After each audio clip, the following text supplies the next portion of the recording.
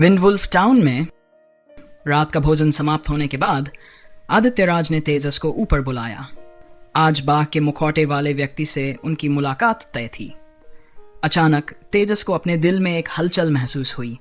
Flash तेंदुए की छाप उसके भीतर तेज हो गई, जिससे उसका खून उबालने लगा। उसने तुरंत अपनी रहस्यमय स्वर्ग तकनीक का उपयोग किया ताकि वह बेचैनी को दबा सके। हालांकि उसे पूरी तरह से समझ नहीं आया कि क्या हो रहा है, लेकिन उसे यह अंदाजा हो गया कि फ्लैश तेंदुए आ चुके हैं। एलारा की पीली चमक धीरे धीरे कम हो गई और जब उसने अपनी आंखें खोली तो उनमें एक भयंकर लाल रोशनी भर गई। यहाँ कहीं मैं अपने कबीले की उपस्थिति महसूस कर सकती हूँ। वे अभी भी कमजोर हैं, लेकिन वे यहीं हैं। धिक्कार है यहीं पर, एलारा ने गर्जना करते हुए कहा और एक झटके में विंडवुल्फ टाउन की ओर दौड़ पड़ी।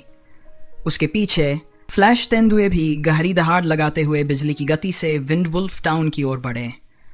विंडवुल्फ टाउन की सुरक्षा हमेशा ढीली रहती थी। आसपास का इलाका विशाल जंगल था और निकटतम फ्लैश तेंदुए का कबीला सैकड़ों मील दूर था, इसलिए आमतौर पर गार्ड की कोई जरूरत नहीं थी।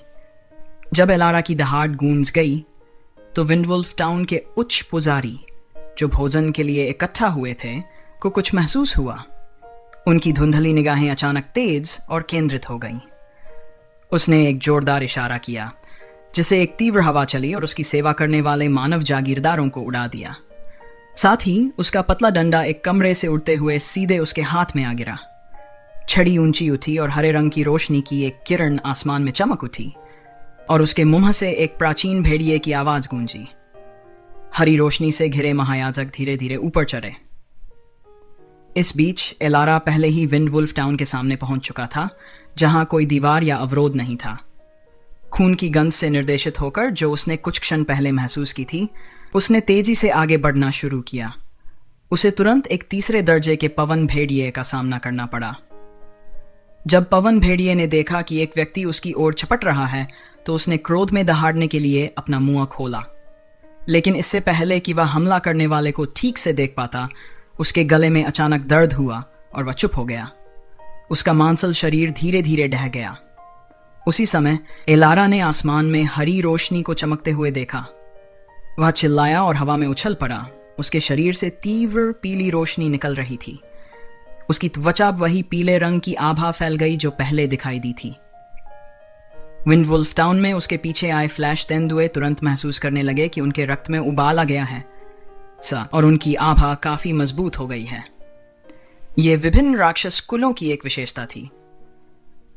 जब कोई शक्तिशाली नेता अपनी जाति का नेतृत्व युद्ध में करता था, तो उनकी रक्त वंशावली उनकी शक्ति को बढ़ा देती थी, जिससे वे अधिक युद्ध कौशल दिखा सकते थे। एलारा ने दूर से विंडवुल्फ टाउन के उच्च पुजारी को हवा में उड़ते हुए देखा। उसने शहर की छतों पर छलांग लगाते हुए सीधे उच्च पुजारी की ओर बढ़ना शुरू किया। पहले नेता को पकड़ना राक्षसों के लिए भी एक समझदारी भरी रणनीति थी। यह बूढ़ा विंडवुल्फ, जो शहर के केंद्र से चेतावनियां भेज रहा था और जिसके चारों ओर सबसे मजबूत आभा थी, वह शहर का केंद्र होना चाहिए था। जैसे ही वह धीरे धीरे ऊपर उठी, विंडवुल्फ टाउन के उच्च पुजारी ने देखा कि एक आकृति दूर से एक तीर की तरह उसकी ओर छलांग लगा रही है। अपनी उम्र के बावजूद उसकी दृष्टि बहुत अच्छी थी और उसने तुरंत अपने प्रतिद्वंद्वी को फ्लैश तेंदुए के रूप में पहचान लिया। जब उसने अपने प्रतिद्वंद्वी की पहचान का एहसास किया, तो उसका दिल धड़कने लगा। फ्लैश तेंदुए और विंडवुल्फ हमेशा से ही जानलेवा दुश्मन रहे हैं। दानव कुलों के नियमों के अनुसार, हालांकि वे कभी कभी आपस में भिड़ जाते थे, लेकिन वे आसानी से एक दूसरे के इलाकों पर आक्रमण नहीं करते थे। पारंपरिक कानून इसकी मनाही करते थे। फिर भी प्रतिद्वंद्वी आया था और उसकी उपस्थिति अत्यंत प्रभावशाली थी। उसकी आभा की शक्ति ने विंडवुल्फ टाउन के उच्च पुजारी को चकित कर दिया। तुम हमारे शहर पर आक्रमण क्यों कर रहे हो? विंडवुल्फ टाउन के उच्च पुजारी ने गुस्से में आकर पूछा। हालांकि एलारा का बातचीत का कोई इरादा नहीं था। वह क्रोध में लथपथ होकर सीधे उच्च पुजारी पर टूट पड़ी। जैसे ही उसने हमला किया, उसका शरीर लगभग अदृश्य हो गया। विंडवुल्फ टाउन के उच्च पुजारी ने अपनी रीढ़ में ठंडक महसूस की, जो जीवन और मृत्यु के संकट का स्पष्ट संकेत था।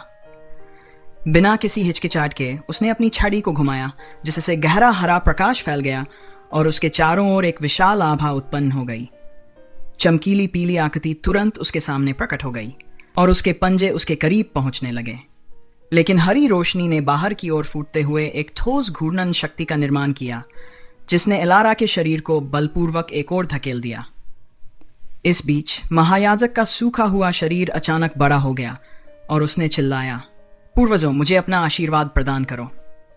कुछ समय के लिए उसके चारों ओर का हरा प्रकाश और भी चमकीला हो गया, इतना कि पन्ना जैसा प्रकाश स्याही जैसे हरे रंग में बदलने लगा।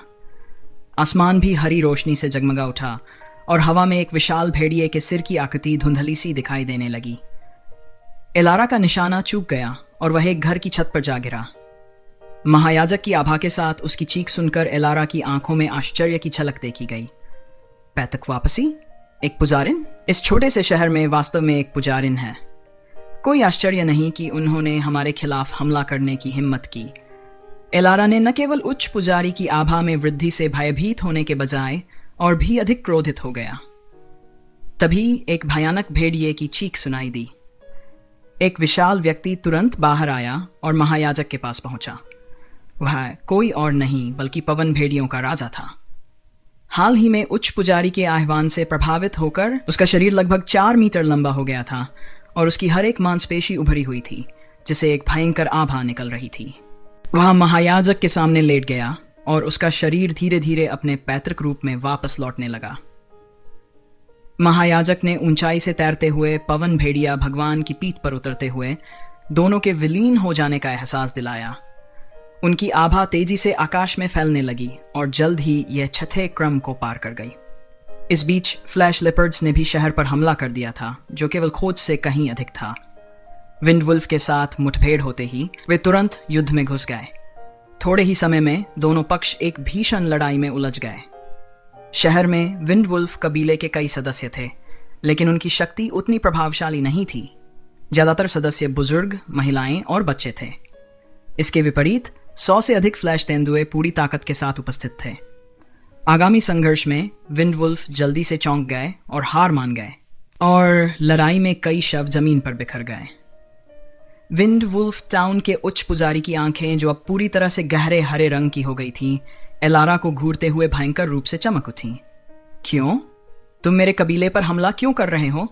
क्या तुम नहीं जानते कि पैतृक न्यायालय किसी अन्य कबीले के क्षेत्र पर आक्रमण करने से मना करता है? आक्रमण? आपके कबीले ने हमारे बच्चों को पकड़ लिया और आप मुझसे सवाल कर रहे हैं? एलारा की आंखें भयंकर रूप से चमक रही थीं और उसकी आभा लगातार बढ़ रही थी, जो उसके पूरी तरह से उत्तेजित वंश का स्पष्ट संकेत था। तुम्हारे बच्चों को पकड़ लिया? पवन भेड़िया नगर के उच्च पुजारी ने स्पष्ट रूप से स्तब्ध होते हुए अपने नीचे पवन भेड़िया भगवान की ओर देखा।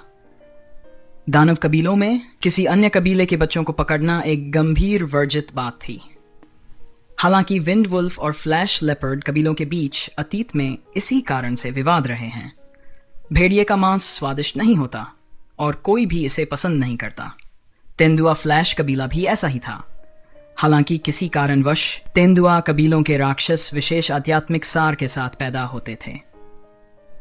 किसी भी वंश से एक युवा तेंदुआ दानव का सेवन करने से सभी राक्षस जातियों की रक्त रेखा को पोषण मिलता था और इससे रक्त रेखा की आत्मा भी विकसित होती थी, जिससे रक्त रेखा के विकास को बढ़ावा मिलता था।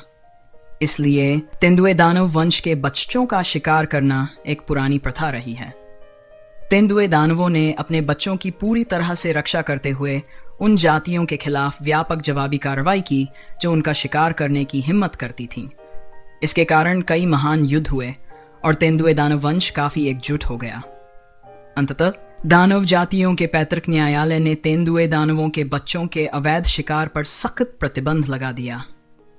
किसी भी उल्लंघन पर तेंदुए दानव कबीले को अपराधियों का शिकार करने की अनुमति दी गई और पैतृक न्यायालय हमेशा अपराधी कबीले को जवाबदेह ठहराता था। इसलिए तेंदुए राक्षस के बच्चों का अपहरण पूरी तरह से वर्जित था।